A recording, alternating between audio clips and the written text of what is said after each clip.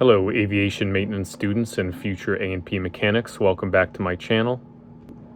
This is going to be my second video in a series of videos regarding the FAA exams to become an A&P certified mechanic. In my first video, I covered the written exams. So if you have not watched that and you still need to take your written exams, I do recommend you go back and watch that video. And once you have finished your written exams, that is when this video is going to be more relevant for you. This video is mainly going to go over the DME selection process as well as the oral exams. The reason I wanted to make these videos was basically to cover topics and information that I gathered during my testing process. Because as many YouTube videos as there are concerning this subject, there is certain bits of information that I wish I had heard more, or at least wish somebody had kind of compiled together and made it a little more apparent. And that is what I'm going to try to do for you guys, seeing as how you are going to be doing this in the future. Now, first things first, I have to do the disclaimer here. I only ever had to take this exam one time. Most people are only going to have to do it one time. And not only that, but there is a lot of information that is just not public knowledge. There is some information that is public knowledge, and my videos, I try to make them as factual as possible, at least when it comes to what is public knowledge regarding the O&Ps, as well as what is generally accepted knowledge. But some of that might not be true, and it is also important to remember that these tests do change. The FAA has changed them before. They're going to change them again. So if you're seeing this a couple years in the future, this information might not be as relevant, or it may stay a little relevant. I'm not sure. So if I get some information wrong, or somebody has a different experience than me, it's definitely worth listening to that. But this is the best information that I can present to you. Okay, so you have completed your written exams, you have passed your general, your airframe, and your power plane exams, and you have your results report that the testing center gave you that contains your subject matter codes that you need to study, which means you are now eligible to sit down with the DME and take your oral and practical exams. So step one would be deciding which DME you're going to go see. I know that there are a lot of schools out there, like larger aviation maintenance schools, that have a DME associated with the school. A lot of times it is a professor there who basically does DME exams on the weekends in that facility. Other schools don't have that, and you're going to need to travel or go to somebody who they kind of have a relationship with. A lot of times those schools will have maybe a contract or some sort of agreement with another DME in order to basically have someone to send their students to. And if you're very lucky, your school might even pay for you to take the exams, and you know, they cover the cost of the exams and you don't have to pay anything extra. If that is the case, that makes your decision very simple. You should absolutely just let the school pay for it and go see who they have a contract with. Go sit down with them, and that'll be your DME.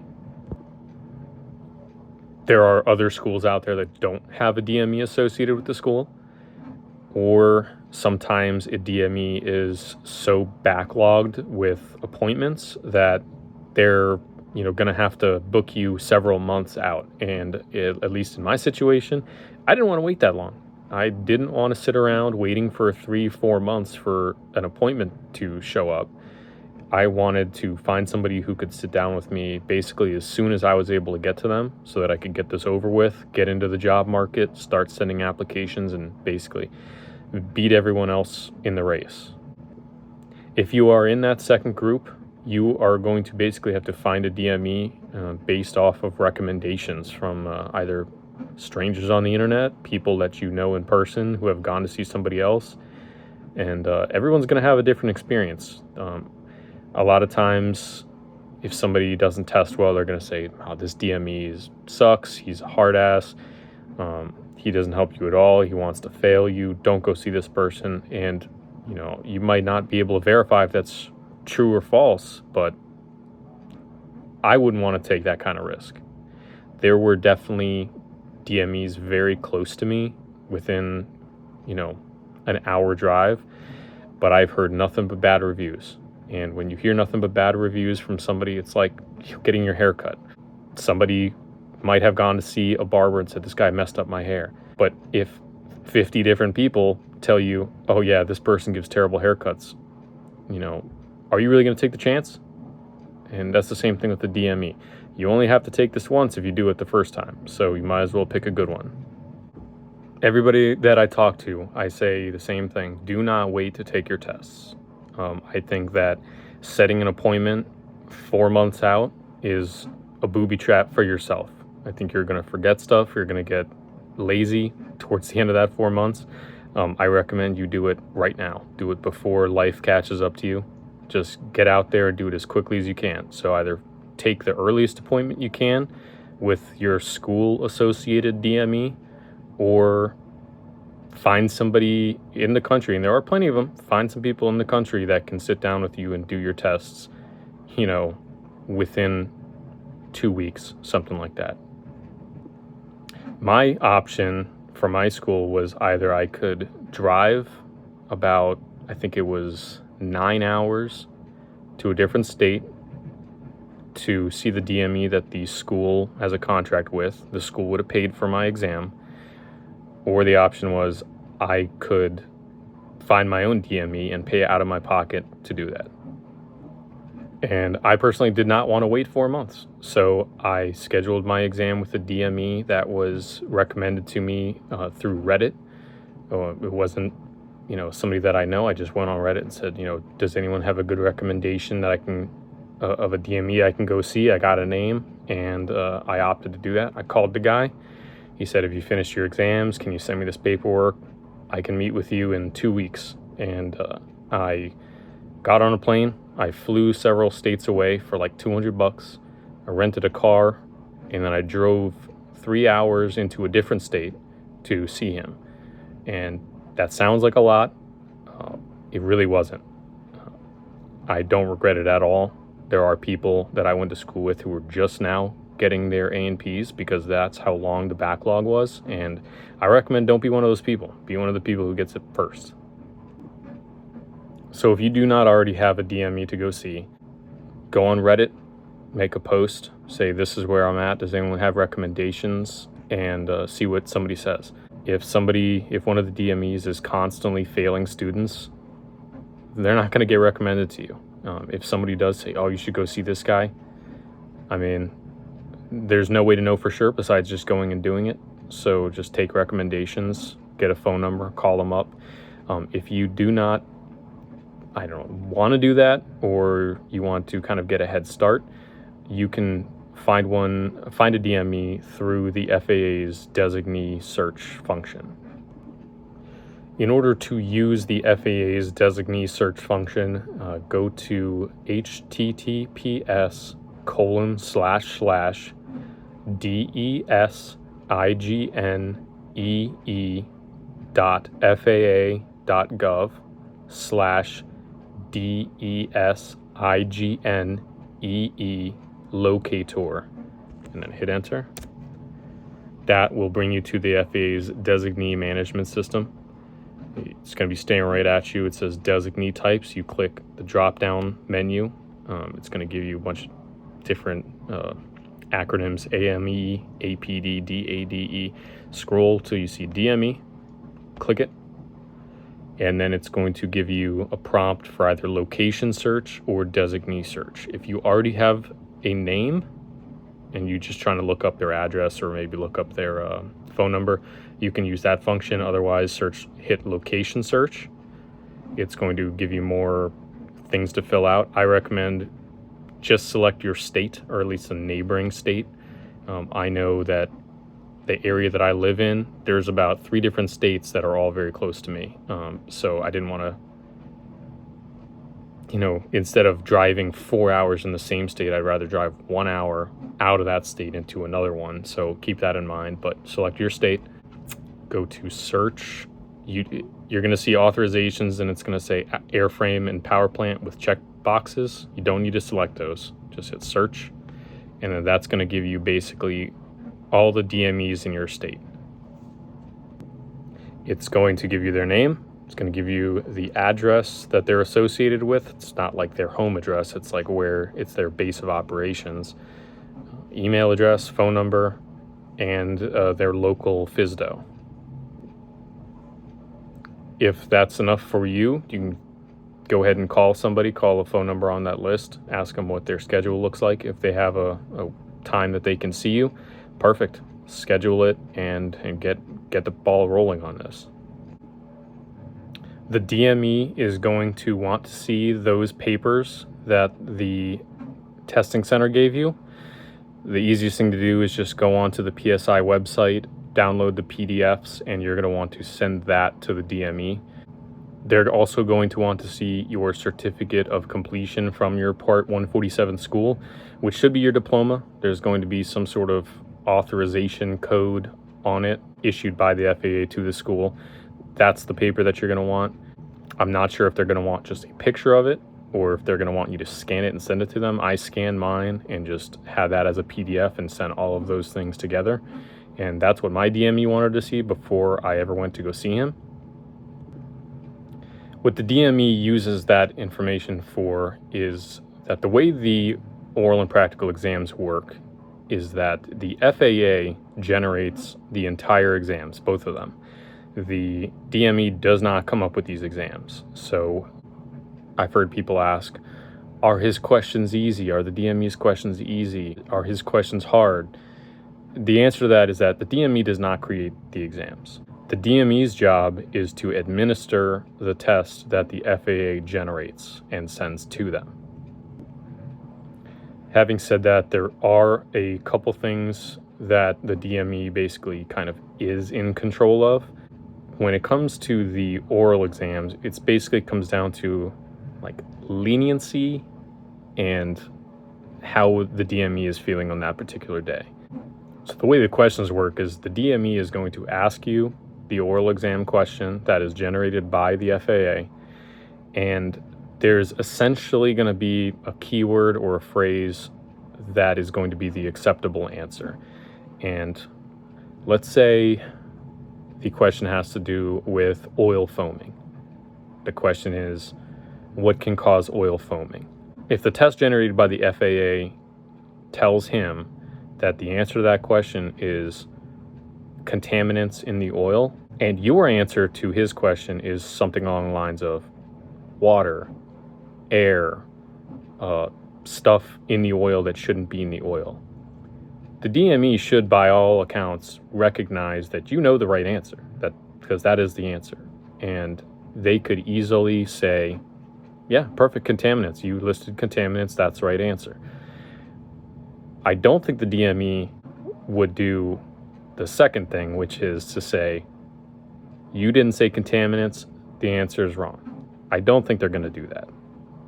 My DME didn't do that to me. I don't see why any DME would do that. They don't want to fail you. You know, they get paid to do this, and they do it because they want to see students pass and do well.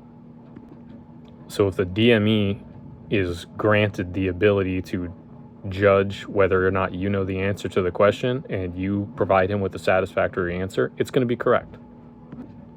The FAA generates the exam and sends it to the DME, I believe, 10 days ahead of your testing date.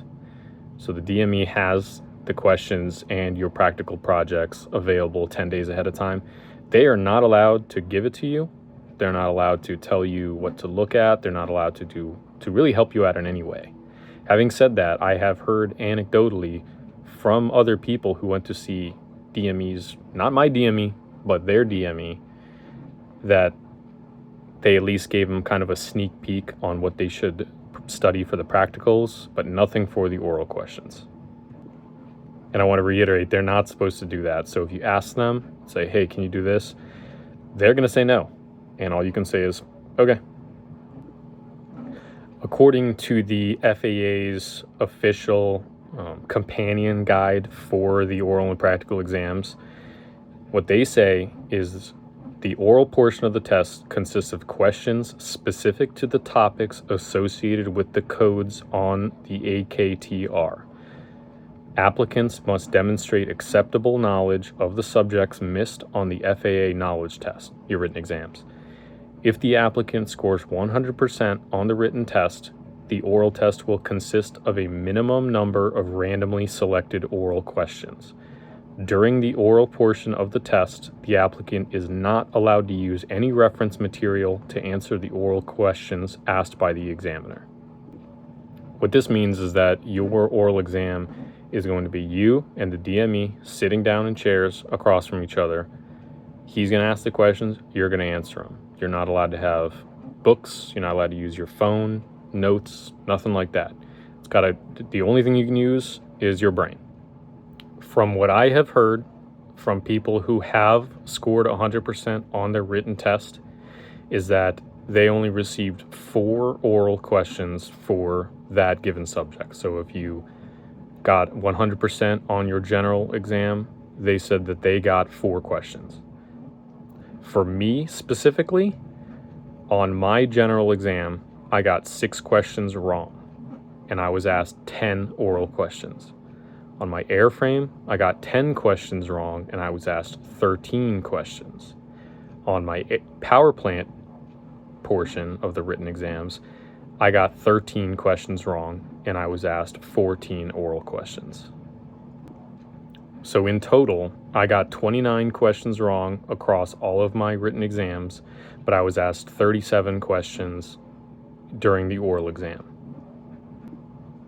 So almost nobody's going to get 100% on their written exams. If you did, you probably don't even need to watch this video because you're going to do absolutely fine on your oral exams. But for the rest of us who actually did get questions wrong on the written exams, the number of questions you get asked is going to be all over the place. But essentially, the more questions you get wrong on your written test, the more questions you're going to be asked on the oral exam. So when it comes to the oral exams, everybody is very hung up on what should I study, what should I study, what should I study? And there's good news and there's bad news. I'm going to start with the bad news first because it's hardly bad at all. The bad news is that none of the questions you're going to get, or at least I should say none of the questions that I got, came from basically any book or any source that I had seen before. That's the bad news. I purchased the ASA prepware book for the oral exams, oral and practicals. I went over my codes. I got my subject code. I would look through it in the book, and I would try to memorize those questions. And some of them were really daunting. Some of them were, super long explanations. I thought there's no way I'm going to memorize this. There's also the Jeppesen book, which I've also heard is very good. I didn't buy that book, but there are YouTube videos available online that are, like an hour something long of somebody reading the question, pausing, letting you think, and then they give the answer. And it's really easy to just turn those on in the background of, a long drive you have, or when you're at work, somewhere where you can just focus on this and drill those into your head. And that's mainly what I did. I used Quizlet and YouTube for the Jeppesen books, and then I physically had the ASA book. And I did a ton of studying for this oral exam. And yeah, that's the bad news. The bad news is that almost none of the questions I got came from either of those books or anything that I had seen before. But on to the good news, which is very good news, which is that this test is a lot easier than everybody makes it out to be. Everybody I talk to, including myself, stresses out about how difficult this is going to be. How am I going to memorize all these questions? If I get one word wrong, is the DME going to count it wrong? It's not like that at all. It was so much easier than I was expecting. My test, like I said, it had was about 37 questions. Took me 20 minutes. From the time I started to the time I was done with my oral exams, it was 20 minutes long, and all the questions were significantly easier than what is provided in any of these books, these study books. And when I say that the questions are easy, I'm not trying to make it seem like everybody's going to do great on the oral exam. I mean, there's definitely people out there who are going to fail it, but To be honest, if they do fail it, there's probably a good reason for that. They're probably not ready to be doing this kind of work if they don't understand the answers to some of their questions. But just to give you an example of questions that you're going to get based on what I can call back to, questions like, name 3 temperature scales used in physics: Celsius, Fahrenheit, Kelvin. I mean, that's just information that you should know. It's not asking anything too deep. If you paid attention to school and you have already come this far, so you have definitely passed your written exams, you should have the knowledge to pass all these questions, because they really are not as deep as these books make it out to seem. Some of these explanations are like a paragraph long, when in reality your question is probably something like, how is a positive moment obtained after the datum? And the answer is you add weight after the datum. Or what is a tare weight? And that's when you say it's the 0 on a scale. What would happen to the protective covering of a structure of a wood structure if the wood structure underneath it broke? And the answer is the fabric would tear. I mean, it's pretty simple information. You should be able to do it all. So when you're studying for this, I'm not saying you shouldn't study, and I'm not saying that your knowledge is not going to be tested, because it is going to be tested. I just don't want you to be as worried as I was when I was taking these tests. I thought I would need to memorize specific answers and everything, and in Jeppesen and in the ASA books and Quizlet, and it's like, these questions don't match what's in the books. They are generated by the FAA. In fact, there was several questions where the DME that I was with said, wow, I've never seen this question before. Or he said, this is not a good question. I hope I don't get that one again. Things like that. So the only real recommendation I can give to you, and if you have passed your writtens, then you already have a certain level of knowledge. The only advice I can give to you would be to study with the codes that you were provided through your testing center. Those are the knowledge codes. Study in those subjects, but you do need to have knowledge across the board. So listen to those Jeppesen YouTube videos, read out of the ASA books, take advice from your peers if they say, most of my questions came from this, or studying this helped the most. I mean, do those things, but I really want to stress to you that, take it easy. This is not going to be something that is going to be full of gotcha questions where if you don't know one exact electrical formula that you're going to fail at. It's really not like that. They don't expect you to have an encyclopedic knowledge of certain information. They just need to cover the subjects that you didn't do well on the test, and they need to verify that you do have the information stashed away in your head somewhere. Maybe you're not great at taking exams, but you know the answer to these questions. And then the DME is basically there to verify that you do know that information. But as I said, from the time I sat down and started taking the oral test, it was 20 minutes. And by the time I was done, I was like, that's it? I've been stressing out for 2 weeks, constantly writing stuff down and trying to call stuff back from memory, when some of these questions were so easy that I was wondering why I spent all that time stressing, that if I had been less stressed about it, that 20 minutes might have been more like 15 minutes. And as I said earlier, the DME is not supposed to really help you. They're not supposed to give you the questions ahead of time, and they're not going to do that. But there are certain times when a DME, if they're really feeling nice, or if they can sense that you're just hung up on a certain word, that you know the information, that maybe if you could just joggle your memory a little bit, that you would be able to get this answer right. They might do something to help you. One anecdote that I've heard from somebody that was kind of agreed upon by numerous people was they were asked, when you are taking 2 pieces of wood and you're trying to repair a wooden spar, and you're trying to make that repair that you've seen in the book, what is that repair called? And the guy said, oh, I remember it. It's right there. It's where you take them this way and you make sure the grains are going the same way. You put the glue, you seal it there. And the DME knew that he knew the answer, but he also knew that the correct answer was just this one little word, 5 letters. So he said, man, it's awfully cold outside. My neck is feeling a little cold. I should probably, and that's when the student went, scarf joint. That's how you would repair that. It's a scarf joint. The DME didn't give him the answer. The DME sensed that he kind of knew the question, didn't want to see him fail a question just because he couldn't remember the word scarf, kind of gave him a hint. Another one I heard from somebody was that their question was something like, what is a word used to describe the speed of something traveling through the air? Like, acceleration? I think I was like, this is, the DME was like, oh, think about a bullet. And the student went, bullet velocity. Velocity is the answer. And, that was adequate enough. Now, as I've said, the DME is not supposed to do this, but between you and them, that sort of thing might happen. And if it does, then lucky you. And if not, you can't hold it against them because they're not supposed to do that.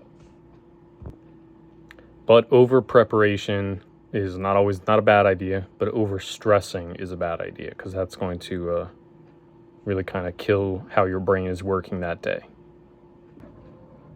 So if you take your codes, you look them up in the books, you do certain studying steps like using Quizlet, having somebody cross-reference you sitting across from a buddy of yours and going over questions. If you do that kind of stuff, you should be perfectly well prepared to take your exam.